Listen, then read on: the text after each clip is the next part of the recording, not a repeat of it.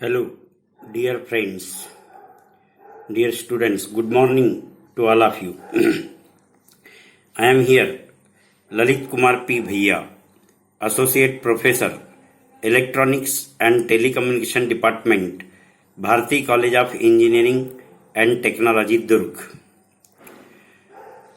Dear students, in last video we have studied active integrator, active differentiator, voltage follower and summing amplifier using operational amplifier.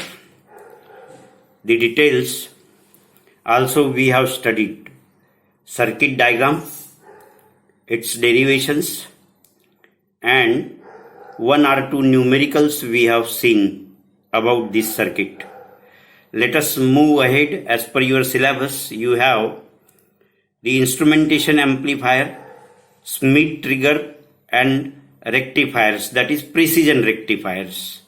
We will go one by one and see today learn this in this video. Here this is instrumentation amplifier, which you can see. It is in terms of the IC particularly shown. Later on we will go about the circuit also. Instrumentation amplifier, you can see the gain resistance, adjustable resistance may be connected, and this is in terms of the particular IC.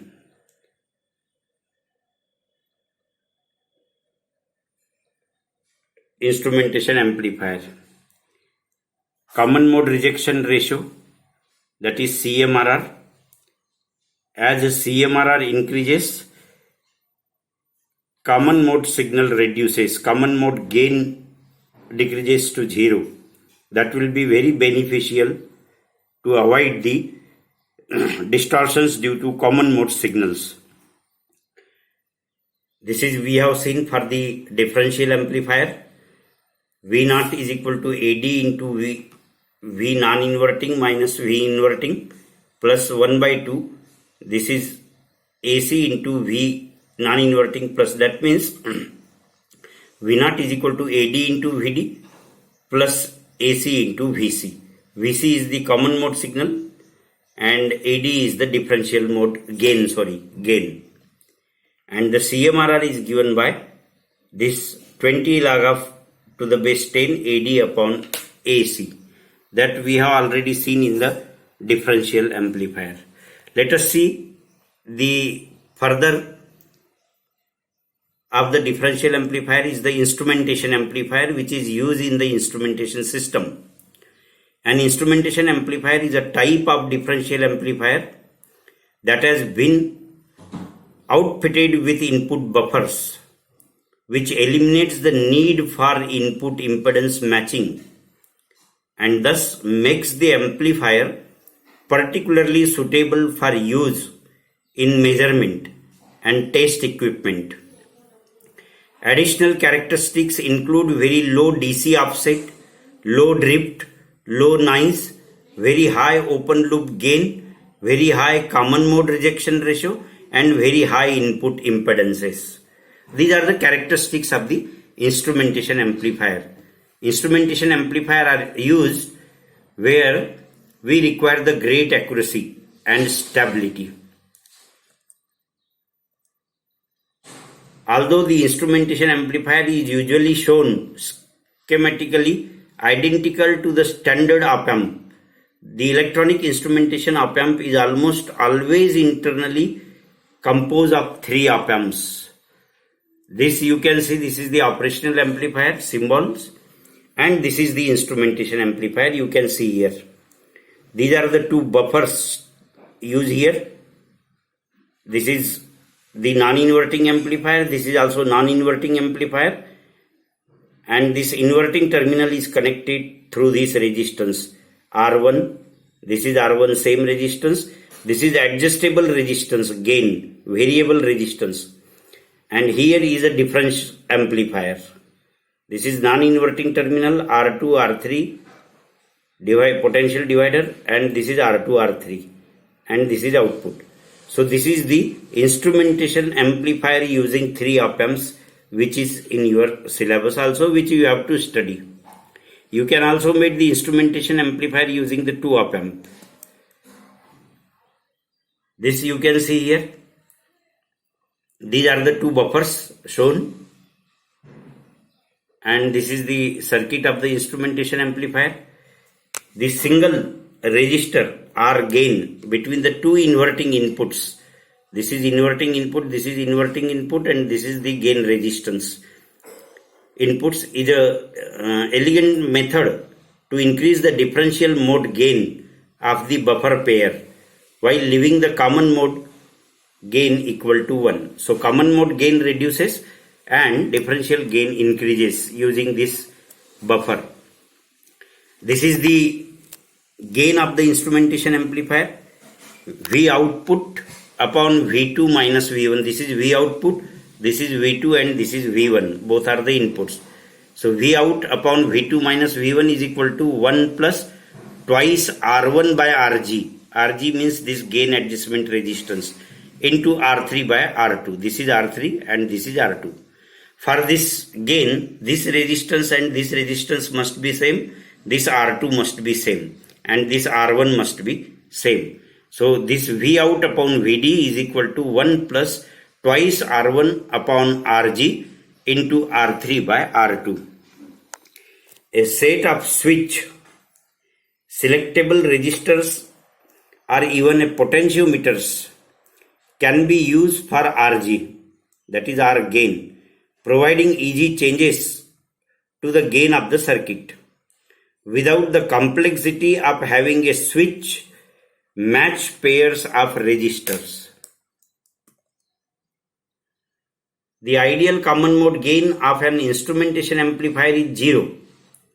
In the circuit shown, common mode gain is caused by mismatches in the values of the equally numbered resistors and by the mismatch in common mode gains of the two input op-amps.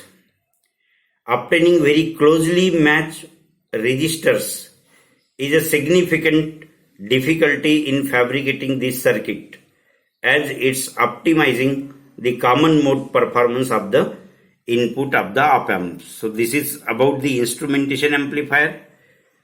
AD624, determining the gain with internal resistance. This is the IC particularly used for this purpose, AD624. So you leave this part. Just remember AD624. This is the characteristics, gain versus temperature for this particular IC, and AD624 determining the gain with external resistors. Leave it. You can leave it. Thermocouples are used for the change in temperature. Then after this instrumentation amplifier having the important properties that input impedance is high, it reduces the common mode gain, it reduces the common mode signal, its output impedance is low, and provides a very good gain adjustment. These are the properties of the instrumentation amplifier. Later on, this is a Schmitt trigger. Schmitt trigger is a circuit where sine wave is converted into a square wave. So just the input is given, sine wave input is given to the inverting terminal, and non-inverting terminal is connected with this feedback, this R2 and R1. This is called as a Schmitt trigger or regenerative comparator. This circuit is also called as regenerative comparator, and this is the hysteresis loop produced between output and input. Here you can see this output when positive, the output is of two levels, either plus Vsat or minus Vsat. This is plus Vsat or this is minus Vsat. No negative feedback is provided here. So when output is positive, the voltage at this terminal will be plus beta Vsat plus V reference, and when output is negative, that is minus Vsat, then the voltage at this terminal will be minus beta Vsat, where beta is this feedback factor, that is R1 upon R1 plus R2. So so at this point, plus V reference means plus beta Vsat means R1 into Vsat upon R1 plus R2. When minus V reference is there, that is minus beta Vsat. That means minus R1 upon R1 plus R2 into this Vsat. And this is the plus V reference and this is minus V reference.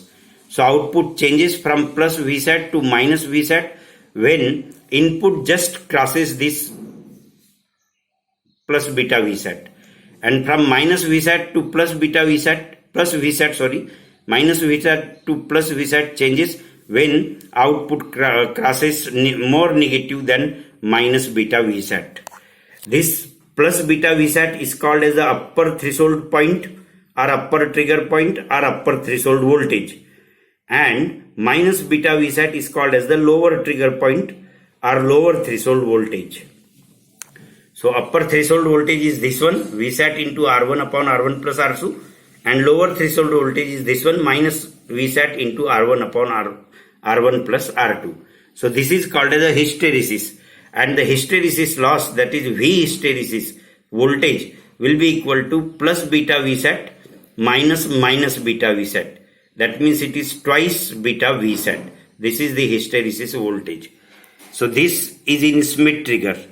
You can see here this is the output waveform of the and this is plus beta Vsat and minus beta Vsat, and this is this Schmitt trigger with a capacitor is shown here. That means you can say this is a stable type multivibrator is also shown using this capacitor. Without applying the sinusoidal input, you can also connect the capacitor and get the output. This is a type of astable multivibrator. The waveforms are shown here. The square waveform at the output, and then upper trigger point and lower trigger point, and then charging and discharging of the capacitor. This is the another modified circuit. Practical circuits are shown here for the Schmitt trigger with a values of the resistances. UTP and LTPs are also shown. This is operational amplifier relaxation oscillator, where charging and discharging of the capacitor converts into the square wave output, a stable multivibrator type. This is the practical LM311 is the implementation of the Schmitt trigger. You can go through the circuit diagram for observations, how it can be implemented. Then zero crossing detector. Zero crossing detector means one input is continuously compared with the another zero input, that is ground input. Here is a sinusoidal wave which crosses the zero in the positive direction or in the negative direction. And this reference, you can say reference voltage is zero here now. And while crossing the zero, the output will change from plus Vsat to minus Vsat. You can see in this diagram, this positive half cycle crosses this zero. Till this crosses zero, it will be positive plus Vsat, and when this crosses zero towards negative, output will be minus Vsat. Again from here you will get output will be plus Vsat. So this is simply name itself suggests zero crossing detector. Then the most important one is the precision rectifiers. Precision rectifiers are often called as ideal diode circuits. An ideal diode, if one existed, would conduct the current in the forward direction when a diode drops to 0 volt.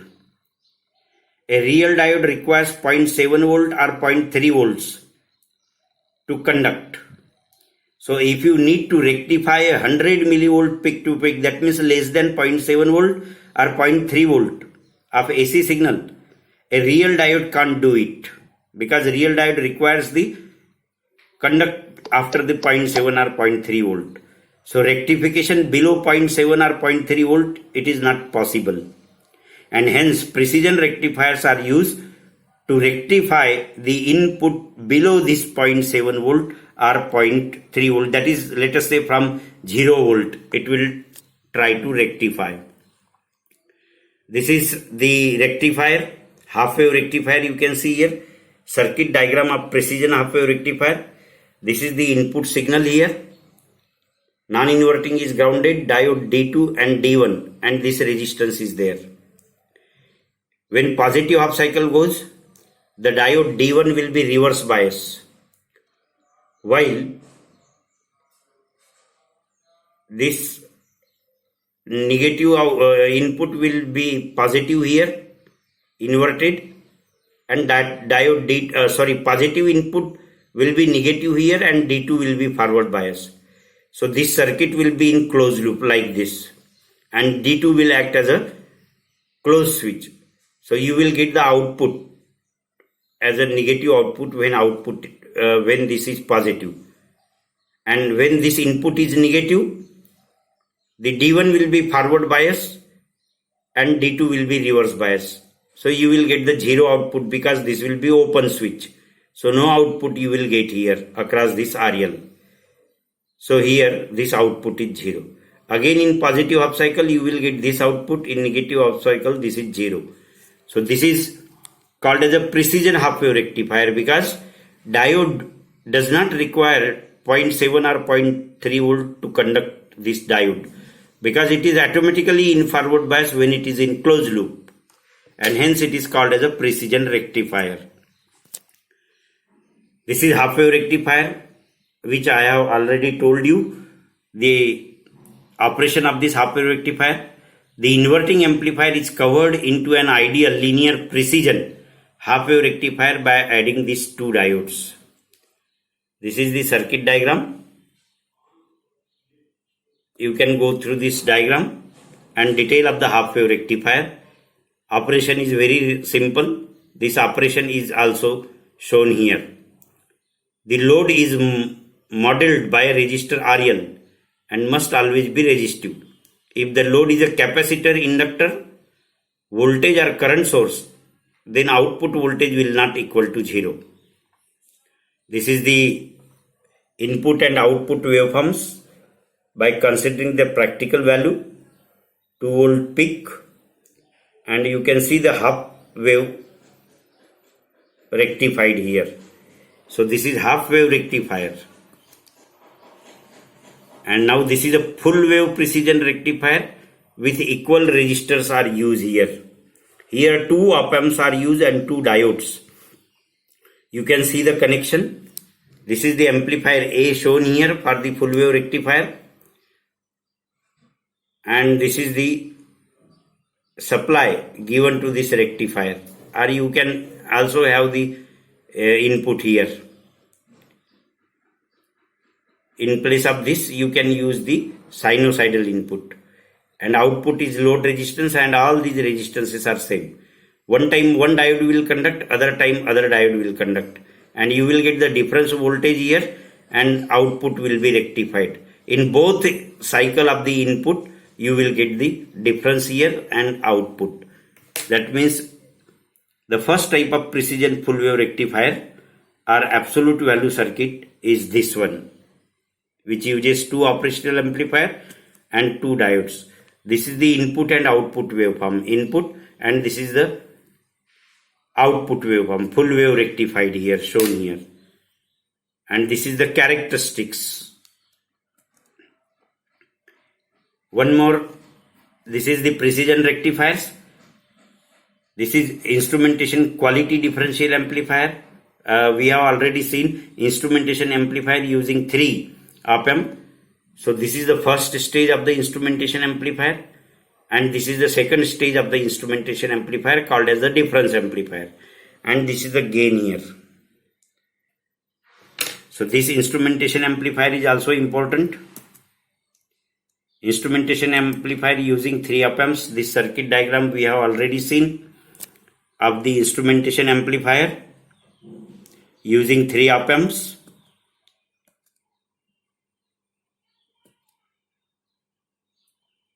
With gain Ri, improved CMRR, gain of each buffer A1 and A2. First 2 op-amps are the buffer and third one is the differential amplifier. And this is the output voltage V0 is equal to 1 plus twice R dash upon R into R2 upon R1 into V2 minus V1. Nomenclature of the resistor depends on the circuit diagram given, or you can use yourself, no problem. Instrumentation amplifier with B bridge can also be used. Here instrumentation amplifier, this is third one, and here bridge is used, where this resistance may be a depending upon the physical parameter. If the LDR is used, then depending upon the light, resistance will change, and as there is a change in the resistance due to physical parameter, there will be unbalance between V1 and V2, and this unbalance causes the output which is given to the input of the instrumentation amplifier, and you will get the output. So this bridge amplifier is also used along with the instrumentation amplifier. Transducer, this I have already told you. In this transducer may be used here. This transducer dependent upon the temperature, and as temperature changes, resistance it changes. Now what is this transducer? Transducer is the energy conversion from one form to other. Is a device which converts the energy from one form to other. Example, strain gauge, thermocouple, etc. Bridge, 4-armed network, that is Wheatstone bridge, Kelvin bridge. Transducer and bridges used widely in instrumentation. Transducer bridge realize using 3 arms with resistance and 1 arm with resistance transducer. Then sample and hold circuit. This uses this switch and this capacitor. Here switch is used as a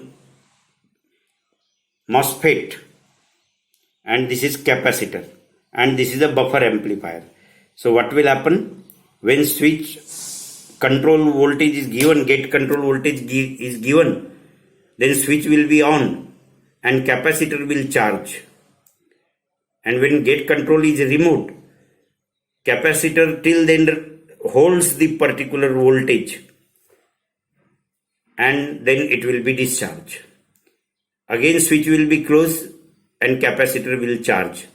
So this is called as a sample and hold circuit. So sometimes this sample and sometimes nahi.